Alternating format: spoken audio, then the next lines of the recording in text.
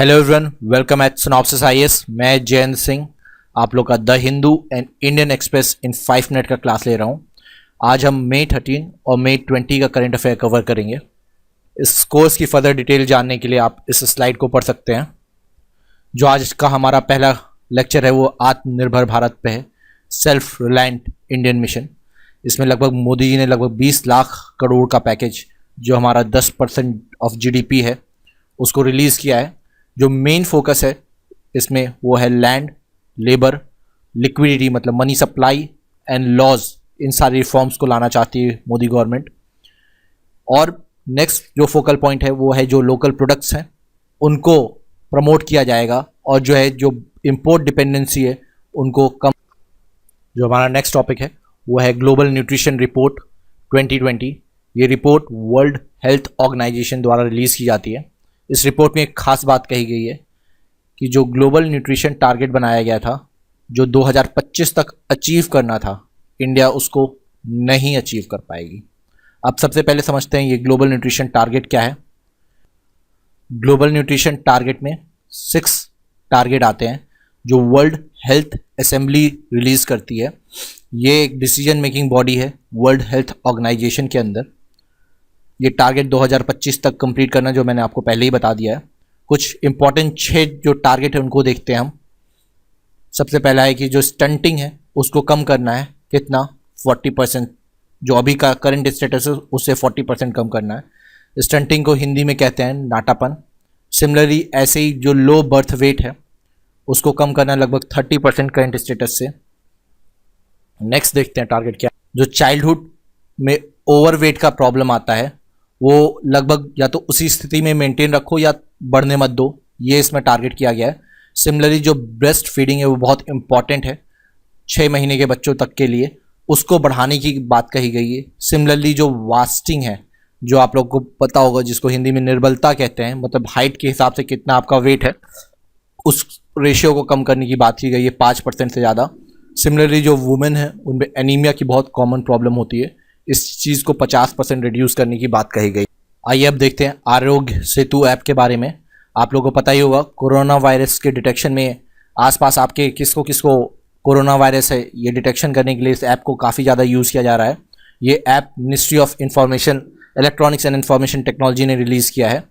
अगर इसमें जो भी आप पर्सनल डाटा का कोई भी वायलेशन कर रहे हो डाटा प्रोटोकॉल का, तो वो डिज़ास्टर मैनेजमेंट एक्ट के अंदर उसका वायलेशन और पनिशमेंट आपको मिलेगा। अब जो हमारा इंपॉर्टेंट टॉपिक है वो है नेशनल टेक्नोलॉजी डे। ये 11 मई को मनाया जाता है, ये चीज़ याद रखिएगा। स्टेट सर्विसेज में ये बहुत आता है 11 में। इस दिन क्या हुआ था, ये जो हमारा पहला टेस्ट जो हुआ था न्यूक्लियर बम के लिए वो सक्सेसफुल हुआ था।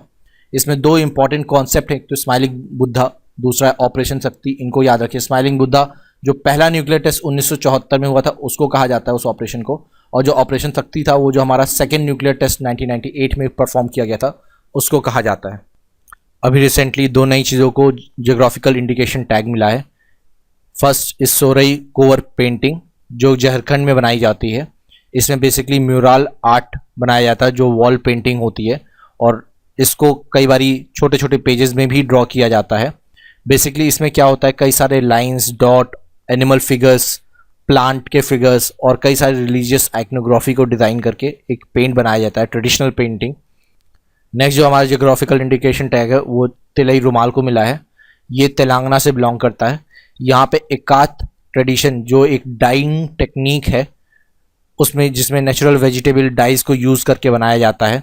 इसका एक खास पॉइंट आप याद रखिएगा कि सिर्फ ये हैंडलूम प्रोसेस में बनाया जाता है, ना कि मैकेनिकल मीन से। अब हम कुछ प्रीलिम्स के कंटेम्प्रेरी इश्यूज़ को देखेंगे। जो हमारा प्रीलिम्स का पहला कंटेम्प्रेरी इशू है वो है इंटरनेशनल एनर्जी एजेंसी। ये एक ऑटोनोमस ऑर्गेनाइजेशन है। इसको 1974 में इस्टेब्लिश किया गया था। ये क्यों इस्टेब्लिश किया गया था? क्योंकि 1973 में एक ऑयल क्राइसिस आई थी, जिसके बाद ओपेक ने कार्टेलाइजेशन करा के ऑयल प्राइसेस को काफ़ी ज़्यादा बढ़ा दिया था। तो इसलिए ये सेटअप हुआ, जिसका मेन उद्देश्य है कि किस तरीके से इंश्योर किया जाए रिलायबल, अफोर्डेबल, क्लीन एनर्जी सबके लिए। इसका हेडक्वार्टर आपका पेरिस फ्रांस में है। इंडिया इसका एसोसिएट मेंबर है 2017 से। इसकी इंपॉर्टेंट रिपोर्ट है काफ़ी ज़्यादा, world energy outlook report. Recently इसकी नेक्स्ट इंपॉर्टेंट रिपोर्ट है ग्लोबल एनर्जी रिव्यू, हमारा United nation relief work agency के बारे में है। ये बहुत इंपॉर्टेंट चीज़ है, याद रखिएगा। जो United nation relief work agency है ये सिर्फ पैलेस्टाइन के रिफ्यूजीज़ के रिलीफ के लिए वर्क करता है। ये रिसेंटली क्यों न्यूज़ में है? क्योंकि इंडिया ने जो इसका फाइनेंशियल सपोर्ट करना था वो कोविड-19 के क्राइसिस होने के बावजूद सपोर्ट किया है, बंद नहीं किया, जबकि बाकी कंट्रियों ने बंद कर दिया। नेक्स्ट इंपॉर्टेंट पॉइंट है कि इसमें जो भी फंड रेज किया जाता है वो सारे वॉलंटरी कंट्रीब्यूशन से रेज किया जाता है, कोई भी कंपलसरी चीज़ें नहीं है। ये 1949 में यूएन जनरल असेंबली के परमिशन से इस्टेब्लिश किया गया था और इसमें बेसिकली इन पार्टों को जैसे education, health care, social service, protection और माइक्रो फाइनेंस जैसी चीज़ों को किया जाता है पैलेस्टाइन के लिए। ये टाइगर रिजर्व अभी न्यूज़ में है, टडोबा आंध्री टाइगर रिजर्व, ये महाराष्ट्र में मिलता है और ये हमारा जो प्रोजेक्ट टाइगर रिजर्व है जिसमें 50 टाइगर रिजर्व आते हैं, ये उसका पार्ट है। यहाँ पे देखा जाए कि ऐसा फॉरेस्ट पाया जाता है तो वो ट्रॉपिकल ड्राई डिसीडियस फॉरेस्ट पाया जाता है और टीक फॉरेस्ट मतलब सागौन के जो है जंगल यहाँ पे काफ़ी मिलते हैं। जो हमारा नेक्स्ट इंपॉर्टेंट टॉपिक है वो है United nation office on drug and crime. इसको 1997 में इस्टेब्लिश किया गया था और लेटर ऑन इसका नाम चेंज करके UNODC किया गया। ये जो है जो ड्रग कंट्रोल होता है, जो उससे रिलेटेड जो क्राइम प्रिवेंशन होते हैं, उन दोनों ही को कंबाइन करके जो है यूनाइटेड नेशन में देखता है। इसकी एक बहुत इंपॉर्टेंट पब्लिकेशन होती है वर्ल्ड ड्रग रिपोर्ट, इसको आप लोग याद रखिएगा। नेक्स्ट कंटेम्प्रेरी इंपॉर्टेंट टॉपिक है हमारा star rating of garbage free cities. ये हमारा ministry of housing and urban affair release करता है। इसमें हम 5 स्टार रेटिंग रिसेंटली 6 शहरों को दिया गया। उनका नाम याद करना इतना इंपॉर्टेंट नहीं है। ये याद कर लीजिएगा कि ये स्वच्छ भारत मिशन के अर्बन जो पार्ट है उसके अंदर आता है और इसमें third party independent third party verification होते हैं और साथ ही साथ जो सिटीजन ग्रुप होते हैं उनका भी इन्वॉल्वमेंट किया जाता है। नेक्स्ट जो हम करने जा रहे हैं, देखने जा रहे हैं हम UPSC के जो ट्रैश फैक्ट्स होते हैं जिसका कॉस्ट बेनिफिट रेशियो बहुत कम होता है, एक आध दो क्वेश्चन आ जाते हैं, लेकिन जो अभी UPSC के लिए रैट रेस चल रही है उसके लिए एक अनअवॉइडेबल पार्ट हो गया हमारे सिलेबस का। अभी रिसेंटली रीस्टार्ट कॉन्फ्रेंस हुआ था जिसका फुल फॉर्म है rebooting economy through science and technology and research translation. तो बेसिकली यही कि कैसे जो कोविड-19 है वो किस तरीके से इंडस्ट्रीज़ को फोर्स किया है कि वो डिजिटल ट्रांसफॉर्मेशन ले और R&D में और इन्वेस्ट करें, यही सब बातें हुई है और कुछ इसमें इंपॉर्टेंट नहीं हुआ है।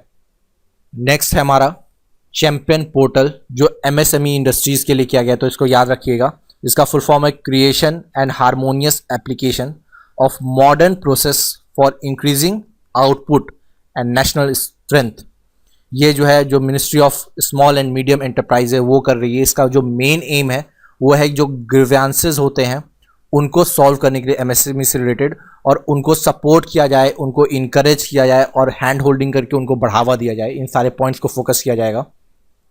तो इसमें याद रखिएगा बेसिकली एक मैनेजमेंट इंफॉर्मेशन सिस्टम, एक सेंट्रल मैनेजमेंट इंफॉर्मेशन सिस्टम बनाना चाहते हैं जो हब एंड स्पोक मॉडल में आपको डिफरेंट जहाँ से इंफॉर्मेशन इस पर आएगी। नेक्स्ट जो हमारा ट्रैश फैक्ट है वो है कोविड मैट। अब ये UPSC कभी नहीं पूछने वाला कोविड मैट, लेकिन फिर भी देख लेते हैं क्या है। केरला स्टेट कॉर्पोरेशन ने इसको बनाया है। इसमें बेसिकली वही है कि आप इस पे से चल के जाएंगे तो आपके फीट में जो भी कोरोना वायरस की चीज़ें उनको गायब कर दिया जाएगा, वायरसेस। रिसेंटली ये एक सिंथेटिक ड्रग है मेथ, जिसको कहा जाता है मेथ एम्फेटामाइन।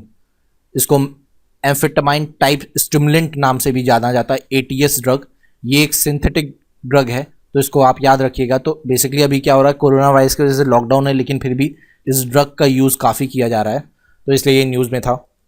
अभी कोरोना वायरस के समय जैसे कई सारे साइबर अटैक हो रहे हैं, उसमें से एक इम्पॉर्टेंट ये टॉर्जन है सर्बरस।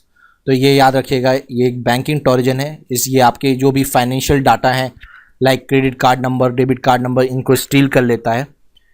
तो इंटरपोल जो है उसने अवेयरनेस कैंपेन लॉन्च किया है इसके खिलाफ, और इंडिया में इसको कोऑर्डिनेट कौन कराता है इंटरपोल को, प्लीज़ इसको कमेंट करके बताइए। नेक्स्ट जो हमारा ट्रैश फैक्ट है वो है राजीव गांधी किसान न्याय योजना। अब ये UPSC तो नहीं पूछेगा, स्टेट गवर्नमेंट की पॉलिसी है छत्तीसगढ़ की, लेकिन हाँ इसको हम अपने मेंस के आंसर राइटिंग में इसके फैक्ट्स को लिख सकते हैं कि इसमें क्या हो रहा है जब हम सेंट्रल गवर्नमेंट की किसी पॉलिसी को क्रिटिसाइज़ कर रहे हों। तो इसमें क्या है कि जो भी हमारे फार्मर है उनको मोर क्रॉप प्रोड्यूस कर पाएँ, और उनको एक अच्छा प्राइस मिल पाए, उसके लिए 10,000 रुपीज़ पर एकड़ का डिपॉजिट उनके बैंक अकाउंट में किया जा रहा है।